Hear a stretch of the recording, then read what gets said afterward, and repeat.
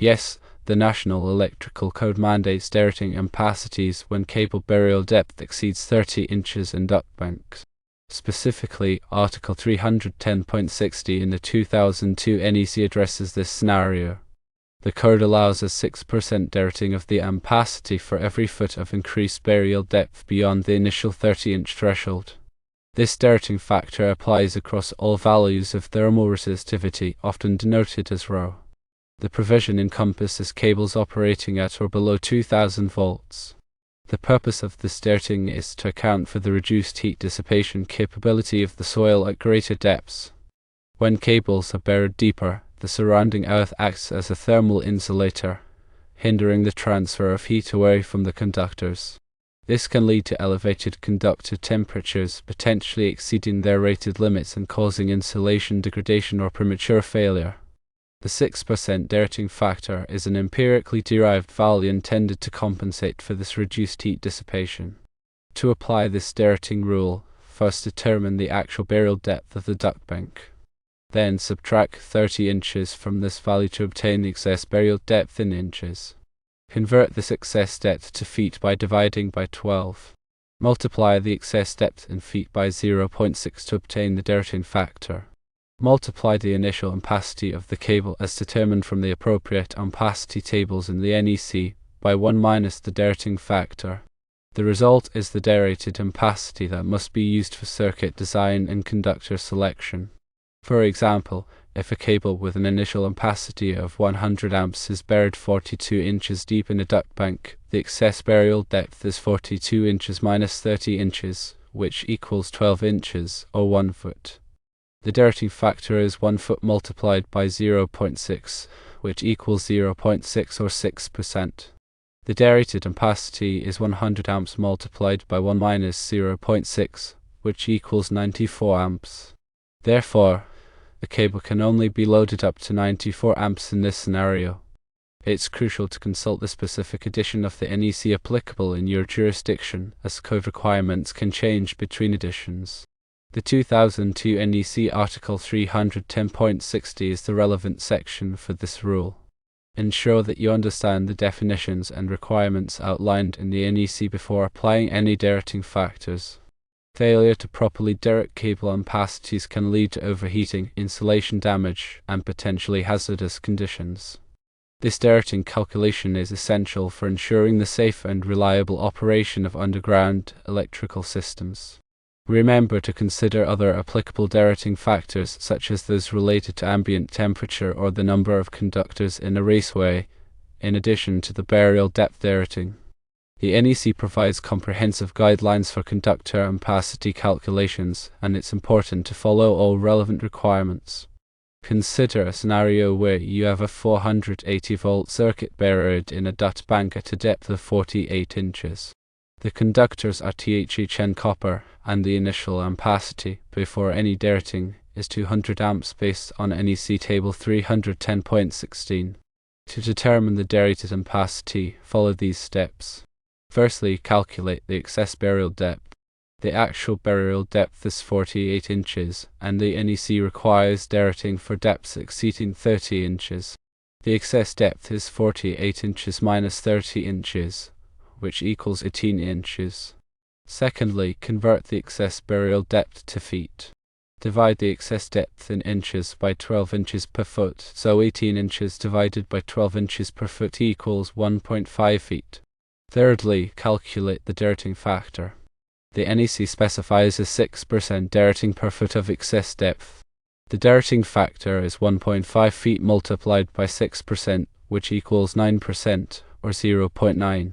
Fourthly, calculate the derated ampacity. Multiply the initial ampacity by 1 minus the derating factor. So 200 amps multiplied by 1 minus 0.9 equals 200 amps multiplied by 0.91, which equals 182 amps. Therefore, the derated ampacity for this circuit is 182 amps. You must select conductors and overcurrent protection devices based on this derated value. Now, consider another example involving a 120-volt circuit using aluminum conductors buried at a depth of 36 inches. The conductors are rated XHHW-2 and their initial ampacity is 100 amps. To determine the derated ampacity, repeat the process. Firstly, calculate the excess burial depth. The actual burial depth is 36 inches, and the NEC requires derating for depths exceeding 30 inches. The excess depth is 36 inches minus 30 inches, which equals 6 inches. Secondly, convert the excess burial depth to feet. Divide the excess depth in inches by 12 inches per foot. 6 inches divided by 12 inches per foot equals 0.5 feet. Thirdly, calculate the derating factor. The NEC specifies a 6% derating per foot of excess depth. The derating factor is 0.5 feet multiplied by 6%, which equals 3% or 0.3. Fourthly, calculate the derated ampacity. Multiply the initial ampacity by 1 minus the derating factor. 100 amps multiplied by 1 minus 0.3 equals 100 amps multiplied by 0.97, which equals 97 amps. Therefore, the derated ampacity for this circuit is 97 amps. Remember that this derating is in addition to any other applicable derating factors, such as those for ambient temperature or the number of conductors in a conduit. Always consult the NEC and relevant engineering resources to ensure accurate calculations and compliance with all applicable codes and standards. It is essential to consult the specific edition of the NEC that is in effect in your jurisdiction. Electrical codes are updated periodically, and requirements can change between editions. Always refer to the latest edition of the NEC for the most current and accurate information. To further illustrate the importance of understanding ampacity derating, consider a scenario where an electrician is installing a 240-volt circuit to power a submersible pump in a well. A cable will be buried in a duct bank at a depth of 40 inches. The electrician chooses a cable with an initial ampacity of 50 amps, believing it to be sufficient for the pump's load of 40 amps. However, the electrician fails to account for the burial depth derating required by the NEC. To determine if the chosen cable is adequate, the derating calculation must be performed. Firstly, calculate the excess burial depth. The actual burial depth is 40 inches, and the NEC requires derating for depths exceeding 30 inches. The excess depth is 40 inches minus 30 inches, which equals 10 inches. Secondly, convert the excess burial depth to feet. Divide the excess depth in inches by 12 inches per foot. 10 inches divided by 12 inches per foot equals approximately 0.83 feet. Thirdly, calculate the derating factor. The NEC specifies a 6% derating per foot of excess depth. The derating factor is 0.83 feet multiplied by 6%, which equals approximately 5%. Or 0.5. Fourthly, calculate the derated ampacity. Multiply the initial ampacity by 1 minus the derating factor.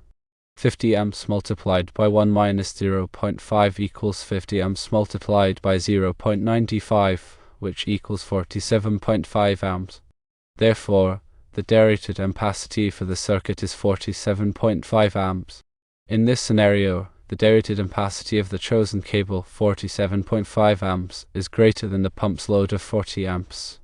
However, the electrician also needs to consider any voltage drop in the circuit. Voltage drop is the reduction in voltage that occurs along the length of a conductor due to its resistance. The NEC recommends limiting voltage drop to no more than 3% for branch circuits and 5% for feeders. If the voltage drop in this circuit exceeds these limits, the electrician may need to choose a larger cable with a higher ampacity to compensate. In addition to the burial depth derating and voltage drop considerations, the electrician must also ensure that the cable is properly protected by an overcurrent protection device, such as a circuit breaker or fuse. The overcurrent protection device must be sized to protect the cable from overloads and short circuits. The NEC provides guidelines for selecting the appropriate overcurrent protection device for a given cable size and application. The electrician must also ensure that the cable is installed in accordance with all applicable codes and standards.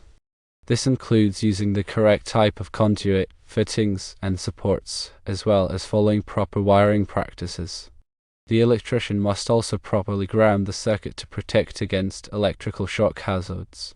Grounding provides a low impedance path for fault current to flow back to the source, which helps to trap the overcurrent protection device and to energize the circuit.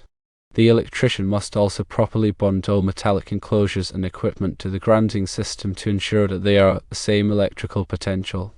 Bonding helps to prevent voltage differences between metallic parts, which can create shock hazards.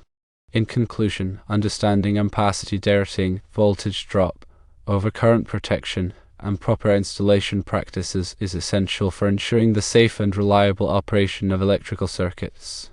Electricians must always consult the NEC and other relevant resources to ensure that they are following all applicable codes and standards. Remember that electrical work can be dangerous, and it is important to take all necessary precautions to protect yourself and others from electrical shock hazards.